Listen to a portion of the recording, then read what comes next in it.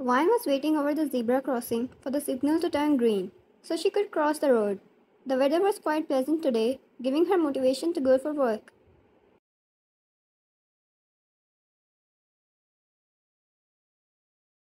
Her eyes fell on a little kid who was holding a plush toy in one hand while taking one step at a time.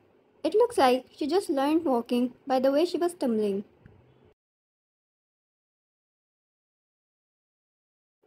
Her hair were tied in ponies, one at each side, a cute bow in between them, a few random stickers attached to her little frock, and Vine could tell she was her daddy's little princess. But she wondered, where was that daddy of hers? She was alone, a pout on her lips as she talked to the plush toy in her hand, whatever she think was making sense. Vine gasped when the kid moved towards the road, which was still heavy with the cars speeding over it.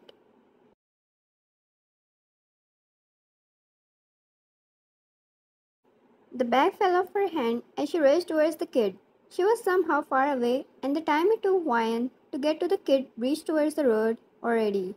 Wyan was glad. A few more people noticed a little girl wandering towards the road and proceeded to help her. But they were slow. Wyan reached first, pulling her off the road when a car almost crushed the little soul underneath it. Wyan breathed heavily. It was nerve-wracking. She wouldn't be able to tolerate the sight if she was even a moment late. The thought terrified her. She hugged the little girl tightly, closing her eyes for a moment.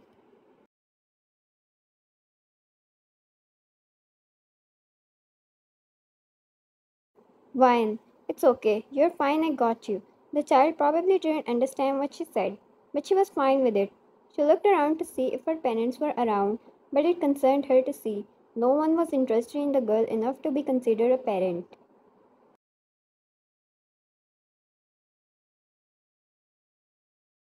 Vine decided to go to the police station. She walked back to where she dropped the purse and saw it gone. She gasped and looked around, but it was already stolen.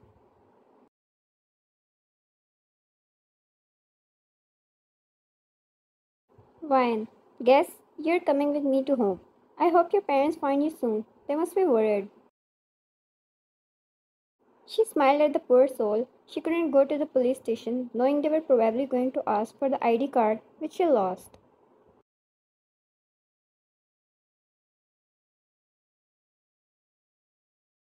Once Vine reached home, she placed the little child down. Sally, I'm going to call you Sally till you are with me.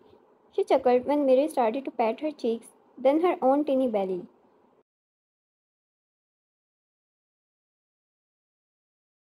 Mary, belly woo. Vine laughed more at the cuteness. Vine, I think your parents are as cute as you. She placed Mary on the cushion on the floor so she won't fall and hurt herself while she prepared some food.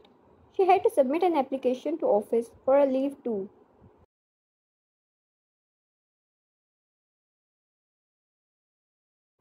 Jungkook was going berserk, having lost his only child at the hands of these careless guards, who were good for nothing.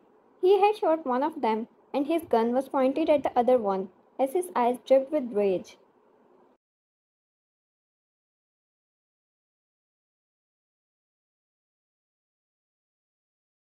It was pointless, wasting more time on people who were not worth it.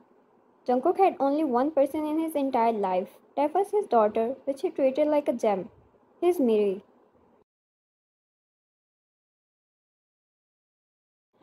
He must have belonged to a rundown world, but he made sure he kept her precious little soul away from all the cruelty until today, when he got a call from his home.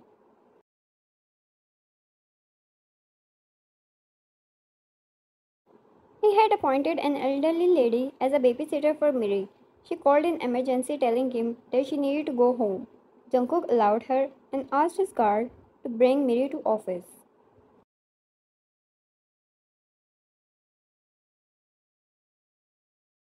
He was careless enough to hand his precious little daughter in the hands of them. It was a mistake to think these grown up men would be able to handle a 2-year-old.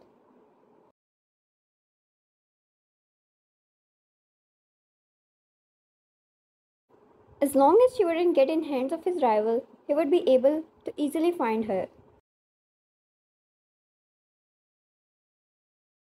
Wine was sitting on the bed as it was evening. She was playing with Miri, having lost her mobile phone and cards. She was pretty much empty right now.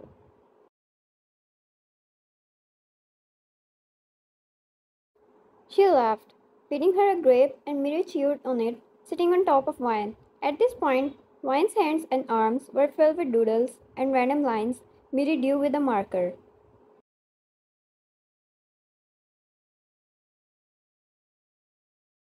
The bell rang, and she wondered who it was at this hour. Putting Miri down, she went out to attend the door. As soon as the door flew open, her heartbeat dropped.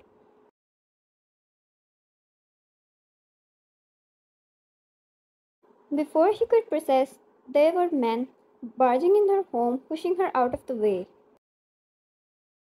She panicked and tried to run inside to save Miri, but her heart dropped when one of them already had her in his arms. Wyan, no, let her go. Who are you? The man stopped in the middle. Miri was snuggled up against him, finding her comfort in the man. But she was just a kid. She wouldn't know, but that's what Wyan thought so. Everything happened so quickly, she felt nothing but panic. The rest of the men stopped behind the one with Miri, and it seemed like he was their boss, or whatever was happening there, she couldn't understand.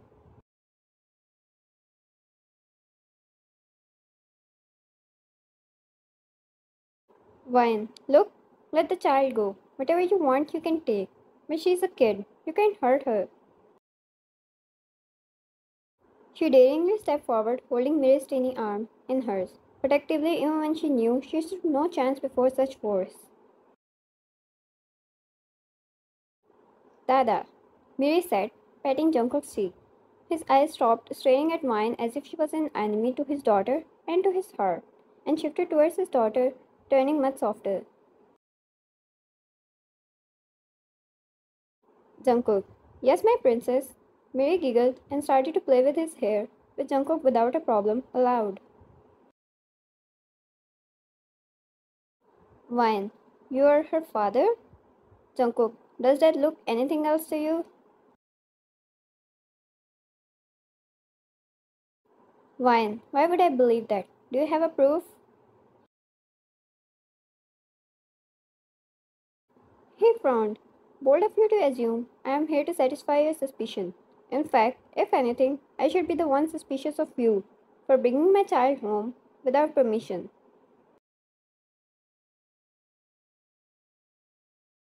Wine, excuse me?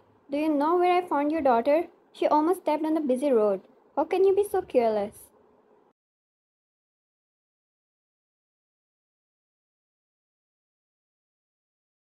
His insides twisted at the information, even when he had already seen the CCTV footage of the scene. It dreads him.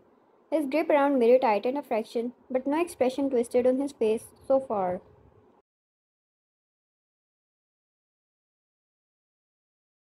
Jungkook flicked his fingers towards his man, who stepped forward and gave Wine her purse, which she lost. Jungkook, a little present from me for the trouble.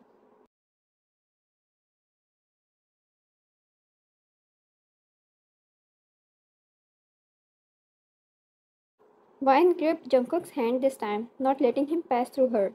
Wine, are you really her father? Her voice dripping in concern. He sighed, asking his men to wait outside. And Wine asked him to take a seat as he showed her their pictures together.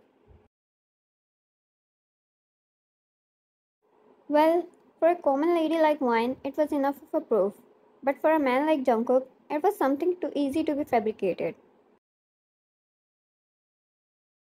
Wine, I'm sorry for being rude earlier. I panicked, she said as she served him with some snacks and a coffee, taking a seat on the opposite couch.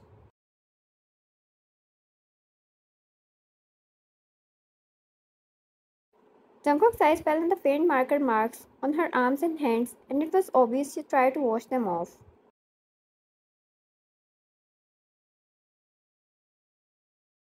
It was a relief. His daughter was in good hands. Wine. What is her name? Mirvi. Jungkook replied, picking up the cup. She noticed how he was barely making conversation, making her wonder if he ever even talks.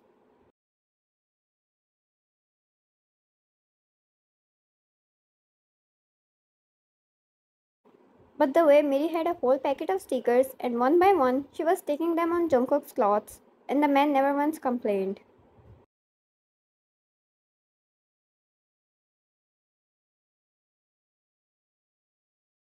Whereas in Jungkook's head, all he wanted was to leave the place, all the while wanted to stay here forever. The first time he landed his eyes on Wine and how she protected Miri amidst such danger was when he saw his hurt even without him knowing.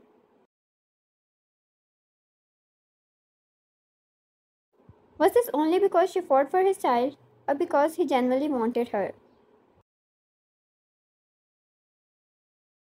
Jungkook placed his card on the table and stood up. You can contact me if there's anything you need or was missing in your purse. My team will find it for you.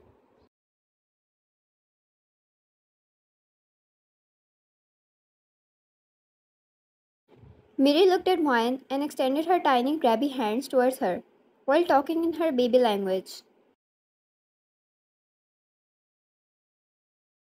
Wine didn't hesitate before rushing towards the child and took her from Jungkook's arms. It was a simple move, but the closeness between the two, the simple move of taking his child from his arms, it gave him such imaginations of a wife material.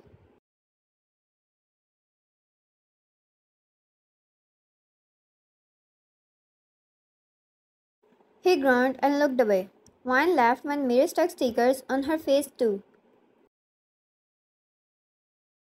Wine, hey you impostor, who is going to clean them, huh? Huh? She tickled Miri, who laughed out loud, wiggling in her arms.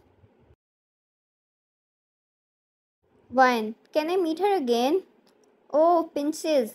Cupping Maya's cheek, she blabbered in her baby language, and Jungkook couldn't help but say yes.